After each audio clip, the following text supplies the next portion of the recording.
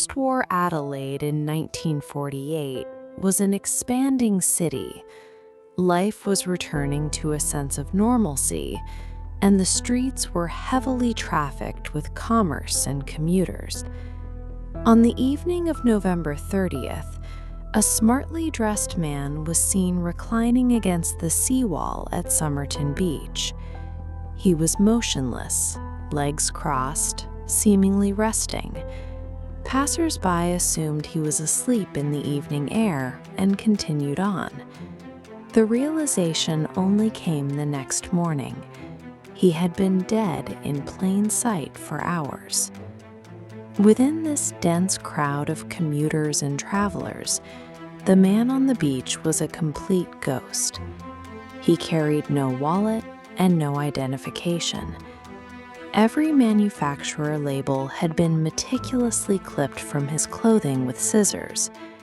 The systematic removal of every personal identifier suggests a deliberate effort to erase a human life, turning a public beach into the setting of a locked room mystery. 3 separate medical examiners studied the body, and all 3 agreed the death was unnatural.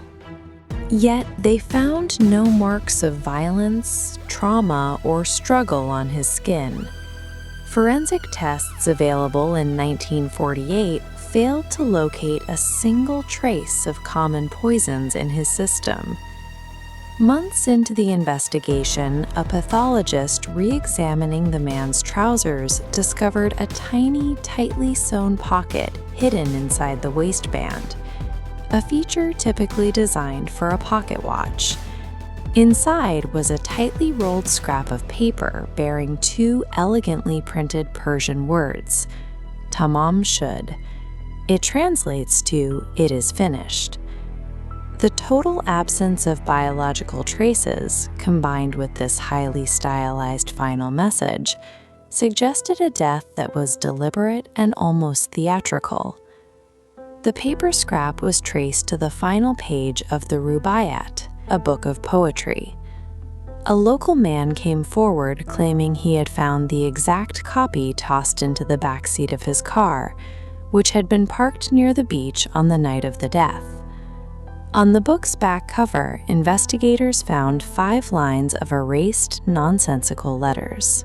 The structural pattern of the characters convinced intelligence agencies they were analyzing a military cipher. Indented on that same page was an unlisted phone number belonging to a nurse named Jessica Thompson, who lived just a short walk from where the body was found. When detectives showed her a plaster cast of the dead man's face, witnesses reported she was visibly terrified. She denied ever knowing him, a position she maintained for the rest of her life. Investigators soon located an unclaimed suitcase at the Adelaide railway station. Inside was clothing repaired with an unusual orange thread, a perfect match for a repair found on the dead man's trousers. The suitcase contained a stencil kit, distinctly American-style tailoring, and items marked T. Keene, a person who could not be found in any public record.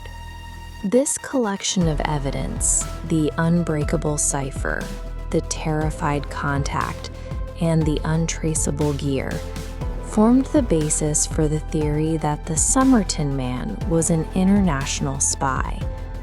In 2022, researchers bypassed the physical clues and went straight to the biology, extracting DNA from hairs trapped in the original 1949 plaster death mask.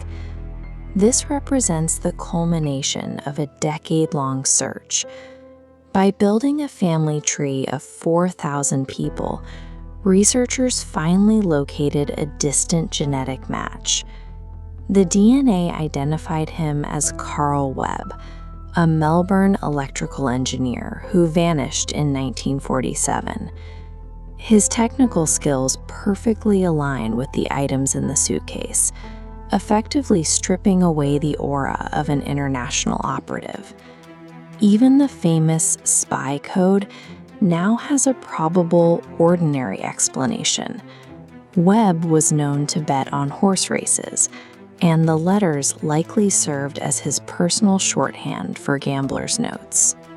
Genetic genealogy ended the espionage thriller, replacing the figure of the legendary secret agent with a lonely, estranged man who had simply vanished from his life.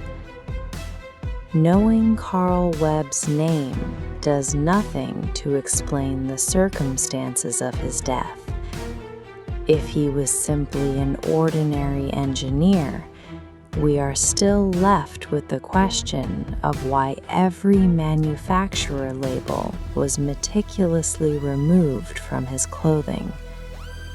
We still don't know why a local nurse reacted with visible shock to his face, or why she protected a secret about him for over half a century.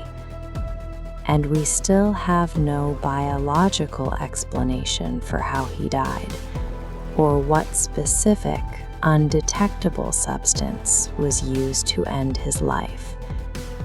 Solving a victim's identity doesn't always close the case. Proving Carl Webb was entirely ordinary makes the specific, unresolved anomalies of his final moments even more difficult to reconcile.